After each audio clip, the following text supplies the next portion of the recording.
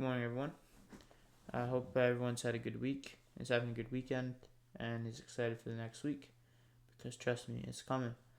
But this is a week 27 review.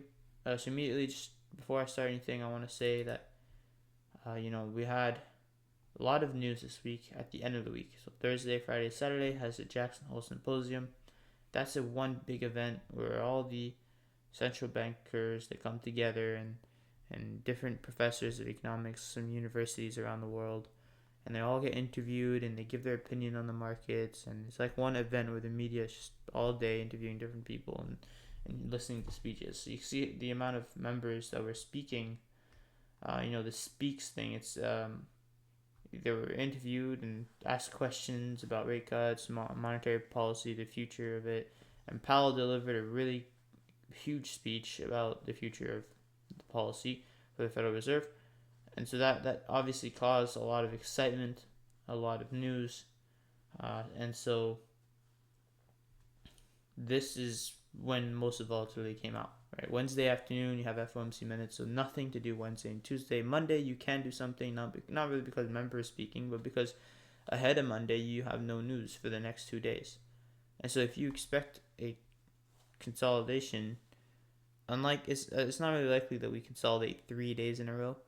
But because there's no high impact news in the next 2 mornings, usually Monday can then open up and move pretty quickly and then create a range to consolidate in for the week. But there's also Waller that's speaking, so right away, like your most of your trading should be done on Thursday and Friday, right?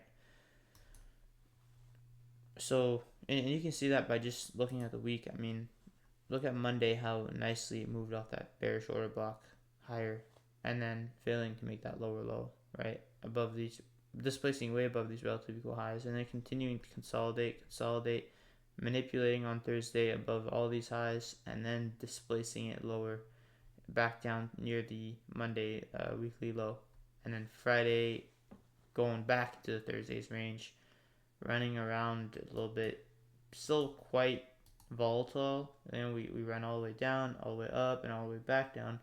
It's not the trending. It's not really the trending condition like Thursday, but in Monday, but it's still sort of moving quite considerably well. Now, going back to the weekly review, I'm going to start with the weekly analysis on Sunday. All right, but oh yeah, I did show what I was doing this week. So for the 25K account, which is the other accounts, this one is almost out of drawdown. This is not $20 away because remember there was one day where I had forgot to move my to take off my stop loss. So when I closed the trading software, the stop loss was still in. Price came back, and then my maximum, daily risk rules took out, like it closed entirely the whole account and terminated the ability to trade for the rest of the day. And so I was lucky that was in place, so it saved me. But that was a big mistake, and so I lost $215 something. So technically, if that didn't happen, the account is in back in profit. All right, I don't know why the ROI is a little bit weird, but yeah, the account is in profit now. I had started off the week, with down about, it was $600, so I made $410 this day, and then lost $88 that day. So yeah, it was about 300. It was about 25,400, and now it's at 25,700 something. So it's pretty good. It's almost out of drawdown. I wanted to get it out of drawdown next week. And then my other accounts, I took it off the trade copier because I was struggling on the other account. I had encountered a couple more losses on Thursday, and then Friday. No, Friday I profited. So the account is still now $800 in drawdown. But I won't be focusing on that account too much. I really want to get this account with one nice trade, back into profit. Now, I'm going to talk about my journals each of these days, Tuesday, Thursday, and Friday, what I was kind of thinking at the time, as I show you the trades that I was sort of looking at and what I was trying to do. And then you can see that. But starting with the Sunday weekly analysis, set up price, obviously showing bullish price action. I want to see if how we trade back into the previous week candle at all. I said that wrong. If we trade back into the, okay, so yeah, I want to see if it's possible that we come down and we completely, or how much we trade into this candle, right? Because I'm not anticipating that necessarily, but this is obviously a big candle off a large wick, so I am assuming that we continue to go higher into at least this weekly fair value gap maybe, and I'm not really expecting it to move into this weekly candle and engulf it, but just by looking at the weekly chart, like that is a possibility. That's a target that I could look at. Like something I'm just watching out for. But then I said price has been overextended, and I'd like to see her seek some discount before being confident in positioning myself long. All right, so this is obviously a big overextended price run. So like before I did anything, right? Again, I'm not saying it's gonna go lower. I'm not calling shorts, but this is something I would like to see, right? Same thing with the weekly chart. I'd like to see that, because if I do see that, then it would allow me to go and buy it, right? Because it's just too extended. It's too much of a premium. So when I try and position myself long this high in the range, it's a lower probability in my opinion, because it's already ran up so much, and it's failing to seek any form of discount in order to deliver back to premium. So I talk about gold too. Gold made a new all-time high and closed this time above 2,500, which is pretty big, and so a lot of people are excited about that. And it just kind of goes to show that, well, this might be because of the expectancy of rate cuts. Right, gold tends to rise as rate cuts come into the equation, and that's simple. I can't tell you why actually, but it does. So, I would assume though it should rise on rate hikes because there's uncertainty, and so money moves into commodities. But I don't know, maybe it's just inflation. So dollar is still moving steadily lower, and this is also overextended lower, and so seeing a retracement can help Nasdaq retrace. So I'm saying, okay, because we took the sell side liquidity and we're overextended, let's just say the dollar starts to retrace here. It would help the Nasdaq also retrace. I'm not saying it will retrace. I'm just saying this is something that I'd be watching. All right, but I'm not really considering higher prices anymore, right, to the buy side liquidity just yet. Just because you see how we wicked down there, that sell side liquidity, and then we came all the way back down and closed lower into the wick. That's showing that it's really not wanting to go higher. It's showing that it consistently wants to go lower, and so the willingness for retracement, I should have mentioned, is not strong. And it's possible that we just continue running off lower, which we actually did. So this is why I didn't really trade Monday. And I'd rather just watch ICT stream, because I didn't see that move lower that I wanted to see. But price ran higher aggressively today, which was no big surprise towards the new day opening gap, the volume imbalance. But I'm calling it the new day opening gap, the one on the daily chart. This area was previously left unfilled and imbalanced.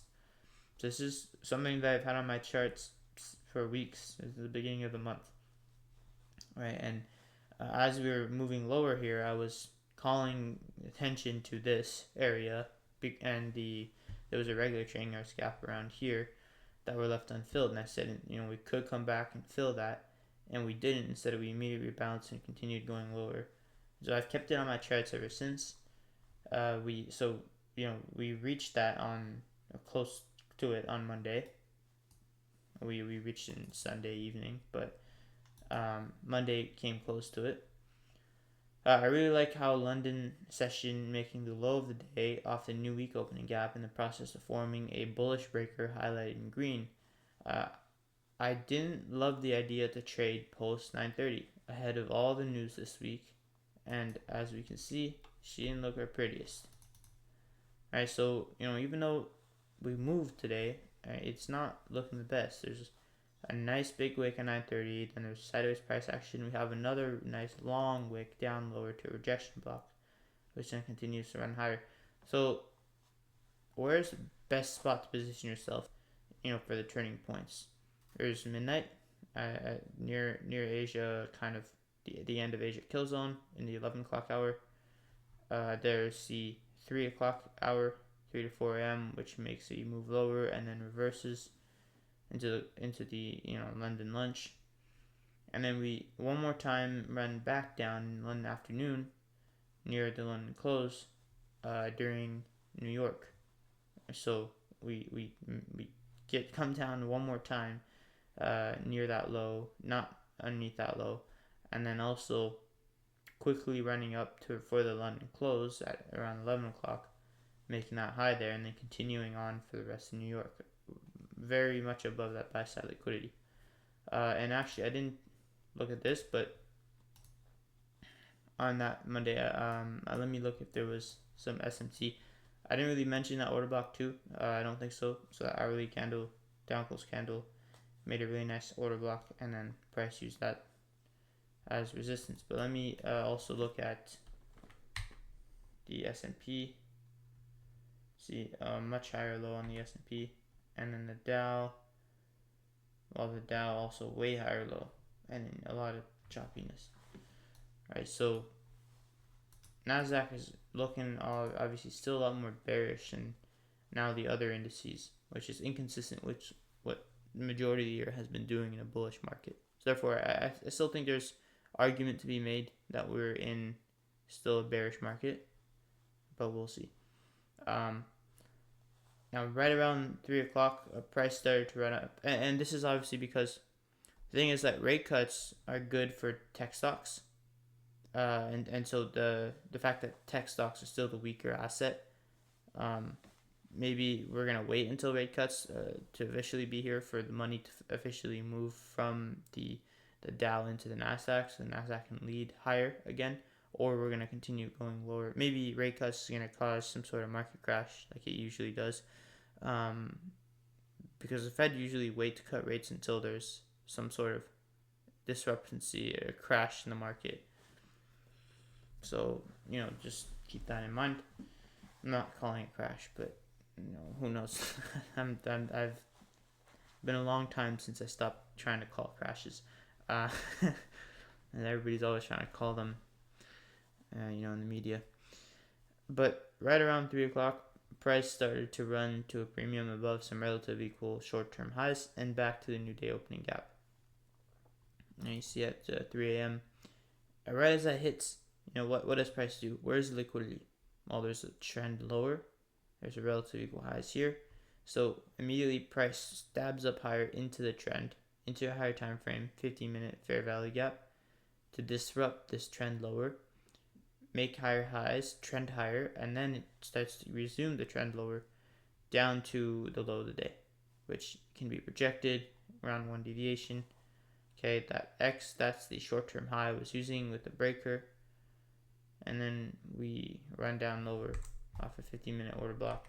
You can see on the 15-minute chart how nice it looks there. Okay, but that could be a short. And using the inverse fair value gap. Now keep this image, keep this idea in mind when you get to Thursday. Come back to this because it looks very similar to what Thursday did. Alright, it's the same thing that happens over and over again. It's my model. So if I had been trading London, I would have tried to take this. Alright, it doesn't need to necessarily reach up to any of these higher fair value gaps. Preferably uses the first one, paired with some of these propulsion blocks, and then runs it lower down to some underneath the low of the day to make that new low of the day. Now this is, what did I say here? The morning. So Here I preferred the 5-minute short-term low being taken out during lunch instead of participating in the morning. Alright, so I said here that there's two ways to get into this price action. There's the morning session, which is really choppy, and then there's the lunch session, which is less choppy and more one-sided. After lunch kind of closed, we're really close to that buy side liquidity, so we dip one more time beneath midnight open into a 15-minute constant encroachment level of a wick, back to that new week opening gap, right? And notice how now that is gone, price got above it and is now using that support, and so then you can find high probability longs inside that area. But back here it's just a lot more ugly. You can see how at 9:30 doesn't really make a nice Judas swing. It just kind of moves sideways and then makes a Judas swing, and then it goes higher. And where's the order block here?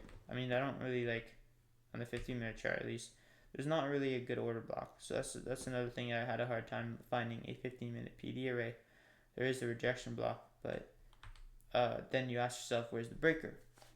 So this is sort of like a breaker there, right? The higher high. And then there's also that one there. So this is what I mean. There's it's really tough to. This is not bad because this is kind of obvious fair value gap. Kind of probably got people into longs, and then you got taken out of your early longs. And then it comes lower, stops you out, and then it provides you with a nice institutional or full entry drill. At the time, I think I was looking at the charts, and I did not. I know I called this, and I did not watch as he was calling that.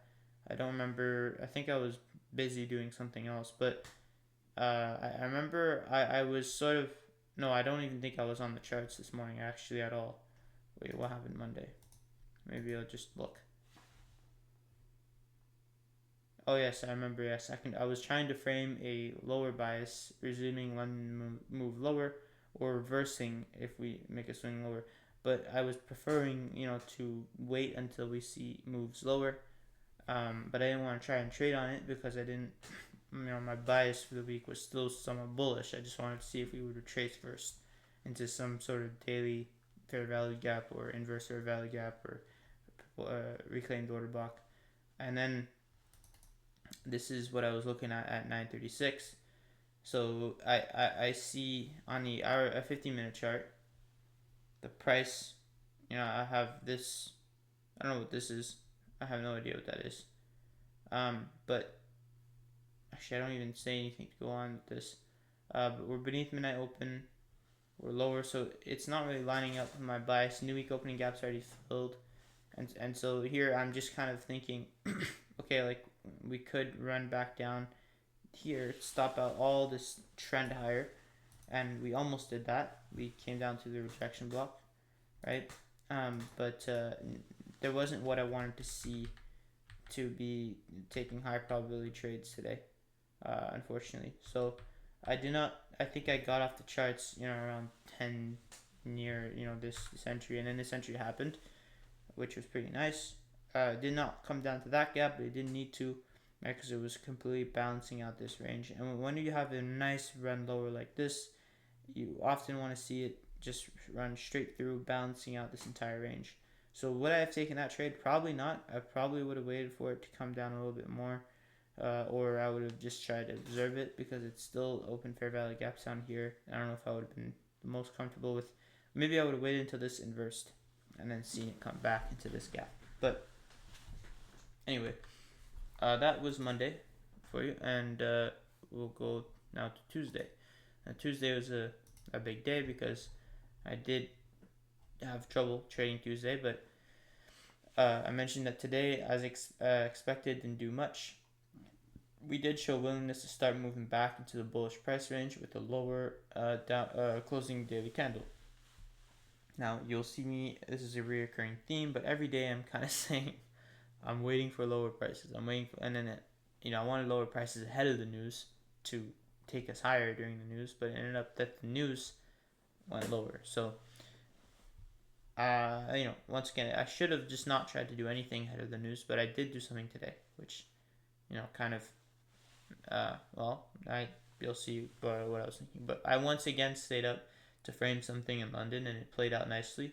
There was an hourly order block which sent price lower to some relatively equal lows.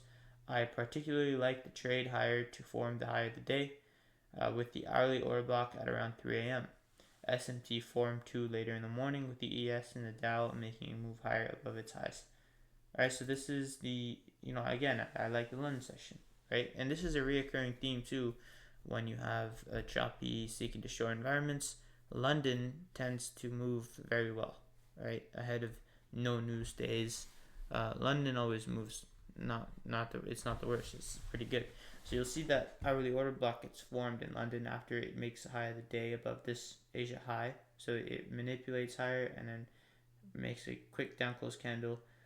Only thing about this order box is down close candle already kind of swept a lot of these lows, but we do sort of, you know, slowly go lower, and then we come back up one more time near the high, and you see that this happened on Monday too. 9:30 fails to make a higher high and then continues lower. So the logic is still there, even though it was a bad day to trade. The logic to see a trade is still present, but it's just not. It's not the best, right? It's not looking like the best it usually looks, and so it's harder to trade. But on that 15-minute chart, what I was looking is from the 15-minute chart, there's nothing I liked after 10 except for the 11 o'clock hour, which trades into a 15-minute balanced price range. There was no 15-minute order block or fair value gap I typically look for. I did still try to short the 11 o'clock hour for a second stage delivery I wanted to see. Alright, so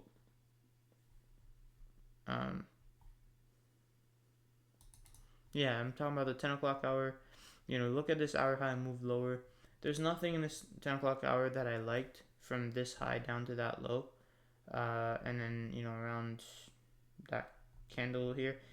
So, we don't run into a nice, obvious rejection block. We don't manipulate on the 5-minute chart and leave a nice, attractive breaker.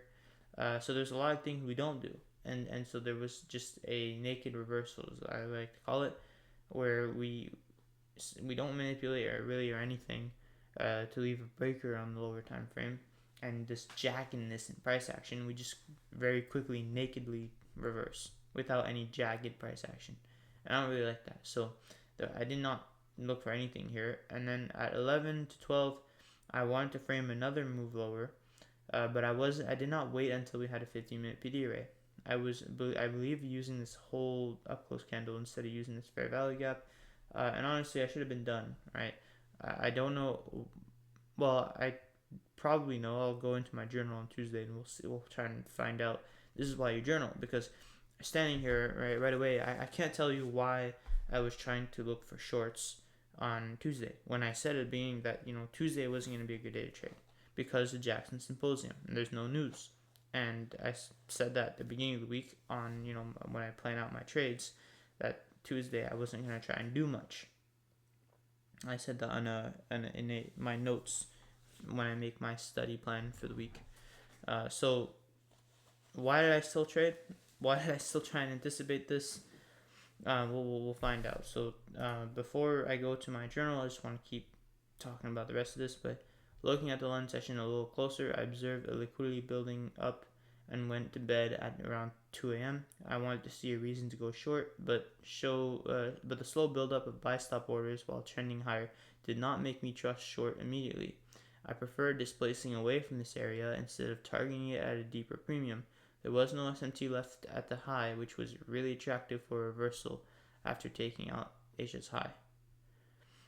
So this is at 2 a.m. when I did stay up until 2 a.m. And this is because I'm getting at this probably new work schedule.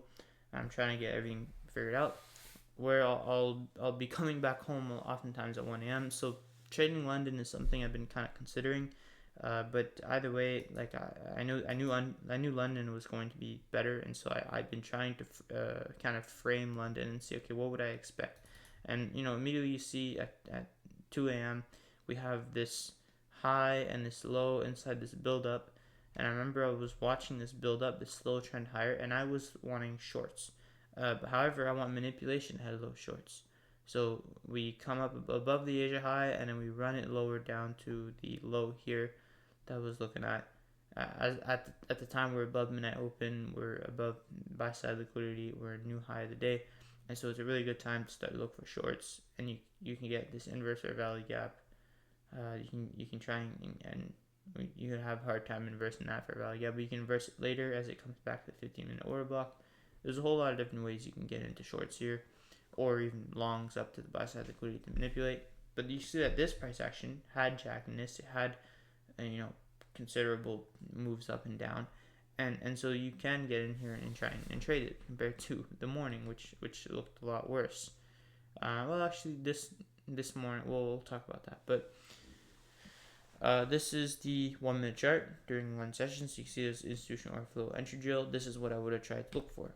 They're either the long down here or the short up there, right? And then yeah. And in the morning, I say, okay, wow.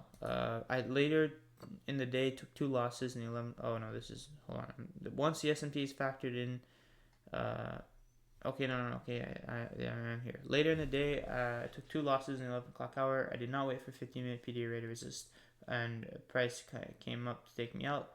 I reversed my short, which was good, but the uncomfortable sticking conditions was good, but with the uncomfortable sticky conditions, price was not in a condition to run.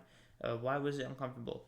Many reasons. 1, no news and big news ahead of us this week. 2, price expanded a lot yesterday and already displaced far beneath intraday lows. It was out of steam, but I wanted to try and find something anyway. I shorted beneath midnight open too, which is even more unfavorable. Despite all this, I'm very proud of myself that I allowed myself to take a loss. I didn't get mad and try and revenge trade. I didn't have a bad rest of the day. I mean, I'm not saying this to mental program my brain or anything, but I literally only felt bothered by this for an hour after I closed the charts, and then nothing. And even then, the fact that I was able to close the charts and continue on with things is motivating. I've been through this enough times to understand I'll make it back shortly by sticking to the rules. So I understand, why I was kind of wanting to see another continuation.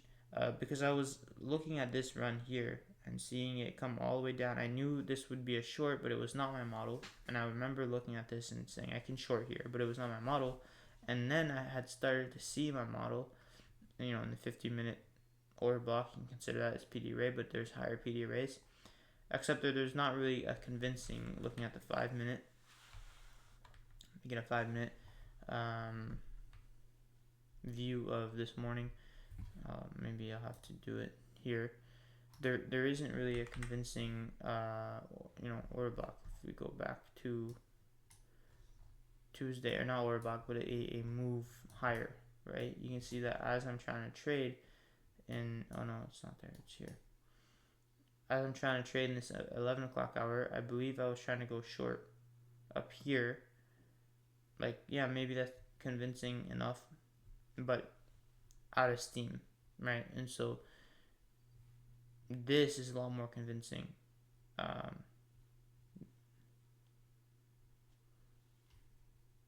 Actually, you see that 5-minute chart, I just didn't have a 5-minute view of that price action. We can see it's just very out of steam. It moved sideways for the rest of the day, and I was trying to trade in that, right? So this is why, my long, it's okay that I reversed it. It made a new high, and that's good and all, but I should have cut it earlier. I at the time, at that long that I took, I had made back my losses, and I was in profit for the day as it came up there. So, instead it came back to stop me out. I didn't close it early, and I could have taken no losses this day, but no. So that, by the way, 50%, I have no idea what that is. I've been trying to figure out what that is, and I don't know what it is, so I just took it off my chart. But I'm talking about the red dotted line. But I should have closed it above this high if I had reversed it. I shouldn't have reversed it, because guess what? It's not my model, right? This short was my model. It was the pattern to my model. We had the 5-minute short-term high there. You had a 15-minute order block, but the order block, it could have went higher. It was not in a complete premium, and there was more 15-minute PD arrays, and it was out of steam. So there was just a lot of reasons to why this may not work, and that's okay. I accepted it didn't work. It was a good loss, and that's it. But I should not have traded this day, and I had made sure to mention that. But basically, this is what I said in my journal. This is maybe add a little bit more, but this was a good short. I'm talking about this one here, right? That move lower down to this low. The framework for longs was present, but I did not take it because of the institutional overflow entry drill.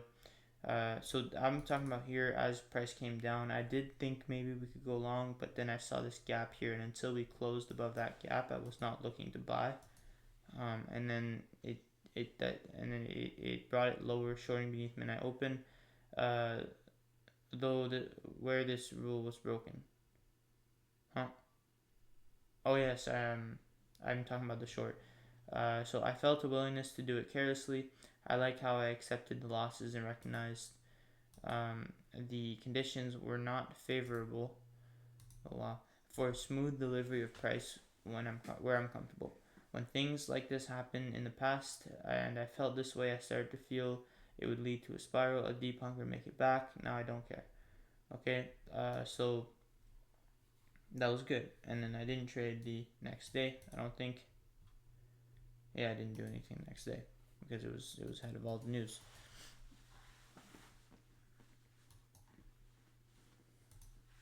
So today's still edge higher, delivering to new day opening gap. These were the levels I was focusing on ahead of 9:30 open. So I had sell side and buy side. Both of these got hit. I could see we were in a consolidation. So right away as I got up this day, I could frame something to trade on. Like I could have a trade idea. However, because it's ahead of the news, chances are we're going to do it real quick and then we're going to consolidate for the most part of the day. So these levels were hit, but my model was not present anywhere except London, which was very attractive. So, like I mentioned, right, those levels would be hit very quick. It gets hit, and then 9:30 opens up, and then dumps it lower.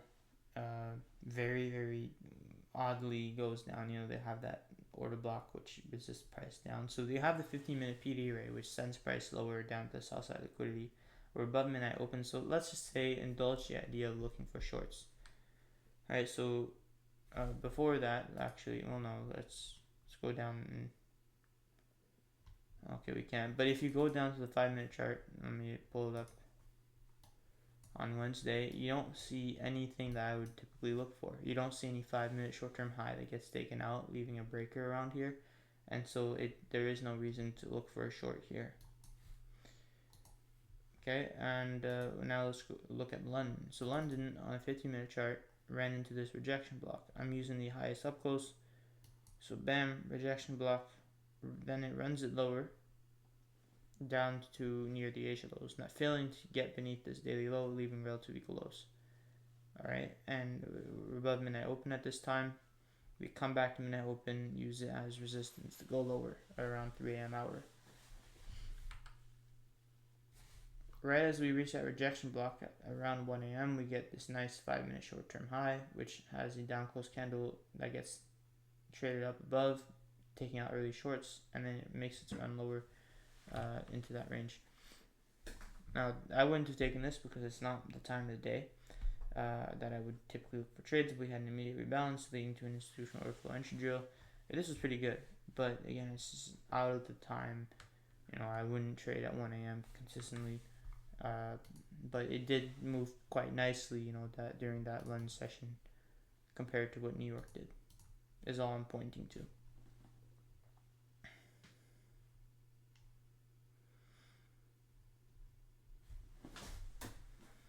And there's nothing else that grabbed my attention today. Alright, and now going to Thursday, where now news starts and price really starts to move. But today finally drew lower as I was waiting for all week. After taking the previous day high and being inside a daily rejection block, price creates a bearish order block. This is really nice price action here. We have this nice up close candle which gets traded above buy side liquidity in the higher time frame PD array, and then we use the 15-minute block as resistance. Now this can be used as a higher time frame array for a lower time frame entry. Once all the news is released, price makes a large move above the bearish order block. in its premium wick. I'm talking about the order block here. It's a wick above it. It moves above it. This was framework of my model lining up with the daily bias at the right time, and price is getting up here, up there, or no, up here. I knew I could look for shorts. I was distracted. No, as price was getting up here, I knew I could look for shorts. I was distracted, however, and didn't bother to wait for an entry. So I didn't trade on this short, but but at the time, I was doing something and I was distracted on that thing, but I was looking over at price, and so on the 5-minute chart, maybe I can show the. Why don't I include the 5? Oh no, it's right here. On the 5-minute chart, as price was running up and then going above the short-term high, I knew that okay, if we're gonna see shorts, it's now. Like I could go in and try and look for institutional or flow entry drill, but I didn't, and I'm gonna talk about why. And this led me to then basically hurt myself trying to do more lower. But this would have been the trade I would look for, the inverse fair value gap as we trade above the short-term high. If I had not shorted above the short-term high, I would have shorted the inverse fair value gap, or I would have shorted on this candle if it reached up into that institutional flow entry drill to bring it down to at least the low of this new day opening gap or new week opening gap, whichever, into the midnight open, and then maybe sell side, holding it for longer. There's about 60 points, so I would have probably cut it earlier than that, but let's look at my journal on Thursday, because this is going to be a funny one. So it's a 40-minute voice recording, but I was very disappointed with this day. Actually, I shouldn't say that. Every day is a learning day, and I was happy with it. But here I said I'm waiting for movement lower. This is before the day. Previous day high was engaged, and we are still overextended, also filling the opening gap. A move lower discount could be welcome today. Alright, so everything's normal so far. This morning I was distracted with video games, and it caused me to miss a really nice trade that I had anticipated. This happens, and is nothing to be worried about. I will find trades like this over and over again in the future. So I had decided to listen to ICT stream while playing games, and when I saw price make this run up, I'm like, okay, we're gonna see some sort of move where I can take part on. But I was in a game, and I didn't want to stop, and then trade, because I said that's not professional, and I'm just gonna let it happen, right? But the problem was, as I was listening to ICT stream, and I'll explain this here, but I'll just say in my own words now, and so you can read this. But the mental dialogue in my head was, after ICT was talking about this trade, and you can go back and listen at around 10:54. This is when I started to really, around 10:50, lose my ass, because he started to highlight this exact thing. He started to say this is the turtle soup. He started to say this is the inverse fair value gap, and I know this turtle soup somewhere I could have maybe went short. I know I would have went short on that inverse fair value gap at least. Like I know I would have, or tried to go short on this institutional overflow entry drill, but I wasn't there to actually press the button. And he's highlighting all these things, and it made me feel like I was not good enough. And it's mainly because of how excited he was. Like he was laughing super hard about how there's no algorithm, and I wanted to just be part of it, right? So after this hit and he started talking about this, I started to try and trade throughout all this chop, but it's out of steam, right? And so I try, the mental dialogue was, you are good enough to make money today. I was trying to prove something to myself, not to anybody else, but just to myself. And I wanted to be part of the trade ICT highlighted so badly. I needed to convince myself that I am better than I am. I needed a win today. The real win would have been a smile and nod and no buttons pressed.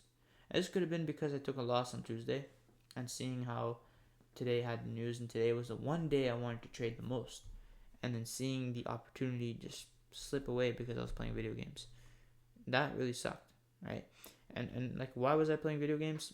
I was working all day.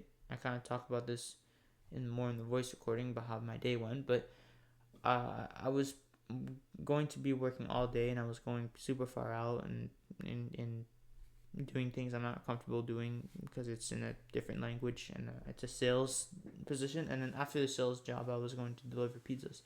until the late night, and so I got back home like in the AM, like past midnight, and I was gone since 11, right? So I was gone a very long time, and I just wanted to do something fun, like recreational, that was, I didn't want to stress on trading, putting on a trade, and then have it being a losing trade, and then having the rest of my day just be poor, right? Well, because I didn't want to risk that, so I prefer to just do nothing and play video games instead. Now that's a mature decision. That's not a bad decision, but the bad decision was regretting that decision because ICT is pointing out the exact things that I saw, and yeah, I didn't trade on it. And now I did take a loss on all the accounts on this day, except that there was actually no. Hold on. Well, I'll just say it here. I took losses and wins today. Now I took off the trade copier, and this is because I didn't want to risk blowing all the accounts. All right, so now I'm no longer trading with the trade copier until officially all the accounts get out of drawdown.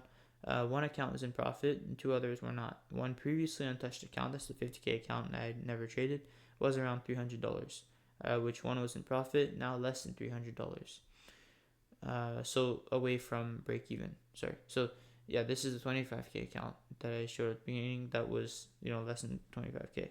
The last funded account was the one I was trying to push more on. I was one loss away from losing it, and I told myself that it was this trade or nothing. And then this was in the afternoon, I believe. So no, actually, it was. To be honest, look, I took like maybe 3 different trades inside all this chop, and it was all like going down to the 15-second chart and taking part in these small moves. I remember I the 25K account. I'm pretty sure what I did was I went long here and held it to this high, but then the 50K account I didn't take profit. I decided to keep it, and because it was in more drawdown, and I wanted to see if it would be willing to recover more of that. I was trading by the P&L, and it didn't end up going up that high, which is not, it's not something that I really 100% had a guarantee, and nothing I took was out of certainty, inside this choppy price action, and then it came out and took me out. And at the time it took me out, I was like very close to getting stopped out. I was very close to losing the account and not being able to trade that account anymore. But then I brought it back in the afternoon when I came back, and there was nothing in the afternoon that was really nice anyway. But all it takes for me is to suffer enough bullshit to the point where I no longer think it's worth it to do what I did today. And I'm showing progress on that. Like Tuesday, I did not try and do this, right? And so it's getting better. But there's still some things, and maybe the solution would be listen less to ICT, because honestly, I don't need to listen to ICT. I mostly do it to laugh. And I've taken nothing away from but other than psychological lessons from ICT stream. So should I listen to it during price action? No, because it's taking away opportunities for me to trade. And so I plan on going in September and October. Even if he's still streaming, I will not be keeping up with the streams during the lives. Like afterwards, yes, but not during live. So I need to remember that if I woke up with every intention to place a trade, being focused on this instead of playing video games, I am confident I would have taken a piece of that short above. Knowing this negates any need to try and get another piece that doesn't belong to me. These things repeat and happen over and over at the same times, and if I just follow my rules, then that's all I need to be successful every day. And so yeah, like I was trying to trade in this choppy price action, and even though there were trades and there were small fluctuations in price, none of these were my model. None of these belonged to me. And so I shouldn't try to do anything. Alright, and that's what I was highlighting to Thursday. And it was a losing day for some of the accounts. And Friday, I did take a win on the account that was in the deepest drawdown. So now it's, instead of being like close to break, no, it was not the afternoon Thursday. It was Friday. So now the account is $800 drawdown. So it's not, it was all the way down to almost $1,500 a drawdown, which was pretty alarming. But now it's better. So today drew back into the previous day down close candle. Not much of an expansion anywhere. I did not expect to go lower to fill the new day opening gap as a target, which happened admittedly in an ugly fashion. Right at 10 o'clock, Powell's speech, price starts to run higher to manipulate before turning lower after Powell's speech. There was a daily volume imbalance, or the July 23rd new day opening gap, that resisted price as a higher time frame PD array, making the high of day. So you see how we are slowly kind of trending higher. So we have all this liquidity built up lower. But when I say nothing tells me I will go higher, and I'll say that in my journal, you'll see, I'm talking about beneath that low. I did not have a bearish bias where we would continue Thursday's low. Instead, I felt like Thursday was a sell side sweep and we could go higher to Thursday's high. But as we were already trending all night, continuing to see longs was poor. And so initially I wasn't really thinking of trading. Unless we wanted to come back to that new day opening gap, which we did, and so that was nice. But look at the 5-minute chart, how we run up above that short-term high.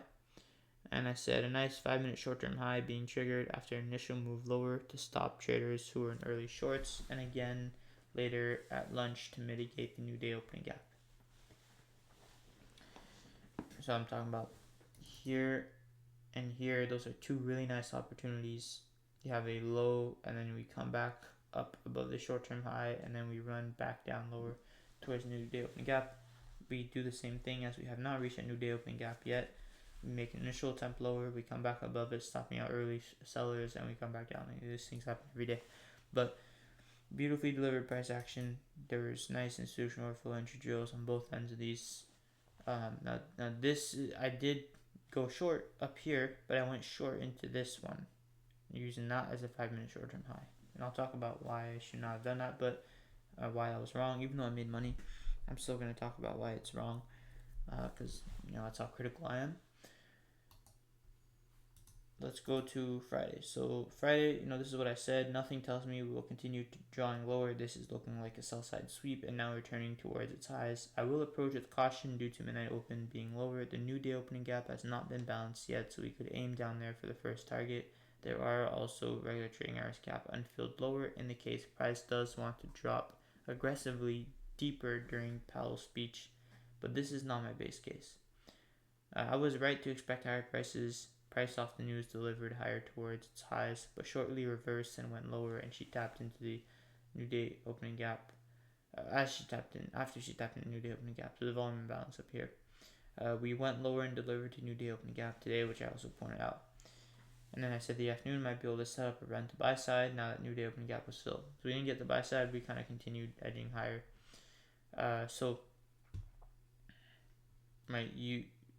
This is just me ahead of, this is after, but this is in the afternoon. Okay, so this is just me commentating afterwards.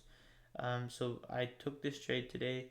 It was not the high of the day, and price came back to create another high, forming the right breaker. Regardless, it was my model. So this is the 15-second chart.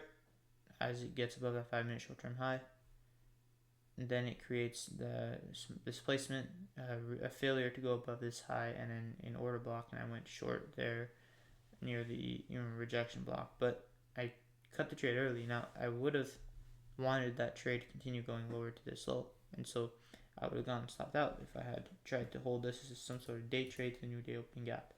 But why would I have? How can I avoid that? How could I have timed the market? You had the right breaker. The first attempt lower was slow, missing excitement. I could have perceived this easier by giving more attention to the higher time frame, the 5-minute chart. The 5-minute chart made a very sharp wick down and no body. This prevented close bullish fair value gaps, forming in the way of my trade, and later price did make a more meaningful attempt lower. So I'm not really sure what I said there actually, but I know how to describe it. So if you look at 5-minute chart, you see how we have no down close candle on this initial attempt lower, and go back and look at all the times we had the 5-minute short-term high and get taken out and we have a model. We always see a down close candle. right? So does this look like anything, a huge wick up? This is bullish. The wick up like this, the really quick wick, that's bullish. It's not willing to spend any time down here and to convince anyone of shorts. This is not convincing of shorts. So even though it makes a run up above that short-term high, this is just news. Then it makes another short-term high with a down close candle. This is convincing people of shorts. Stops them out. That would have stopped me out, right? So I would have gone manipulated. And then, bam, it delivers. And it's bugging me. I still don't know what that 50% is. If anyone finds out what that is, just please let me know, because I don't know what it is. But the drop down to the lower time frame for the sake of 5-minute short-term high being triggered, make sure, don't drop down to the lower time frame for the sake of a 5-minute short-term high being triggered, but make sure the delivery is standing out, inviting shorts, and making it obvious for you to go in and look for a short once the early sellers get stopped. Also notice the difference with how high the first short-term high breach was compared to the second, which didn't mess around and quickly rejected lower. So look how much higher this one went compared to that one. Now go back to Thursday, yesterday, where you see how the short-term run on the high was very, very short. It almost spent no time in all cases, above those highs, compared to here where Rick's far above it and shows no willingness to go lower. And so I was just looking at short-term high and saw my model, but that was a bad win, because it wasn't the right trade. It wasn't the right time to position myself. But anyways, that's all for the week. If you made it to the end of the video, I wanted to say that now that ICT's kind of been streaming and I see that he's probably going to continue, it's not just like a one-time thing. I will start to get back to focusing on actually trading. I won't be listening to his streams and playing games. I will, especially when my school starts in September and October, and summer is over and price action starts to get really nice again. I 100% want to be locked in. So I was thinking of actually, to make it easier for me, instead of posting recordings of my trading sessions, I want to stream them so they're up there and I don't have to keep them on my computer and then upload them and have it take a whole long time to upload. It's just making the process easier if I just stream them. But that would also, I wouldn't be looking at the chat. I want to make that clear, that if I am, I want to do a live trading, and if I have live trading, I might add no chat or something, but just know that if you see live trading, there won't be a chat. Like maybe at the end when I'm done trading, I might go look at the chat and I can answer questions, or anyone that stayed and watched. But I don't expect for me to be during the stream answering questions in the chat. But when I have live tape reading, I might add with chat or something. If I have live tape reading, I'm just tape reading, I will be on the chat. I'll be there kind of hanging out, not really looking to trade, not looking to do anything. And so going forward, that's what I plan on doing. So, if just keep an eye out for that. And as my accounts get out of drawdown, I also want to start being more transparent with the accounts now that they're out of drawdown, to kind of record the profit and the road to the payout. And yeah, that's it for this week. Thank you very much. Have a good week, rest of the weekend, and have a good next week. Good luck next week. Bye.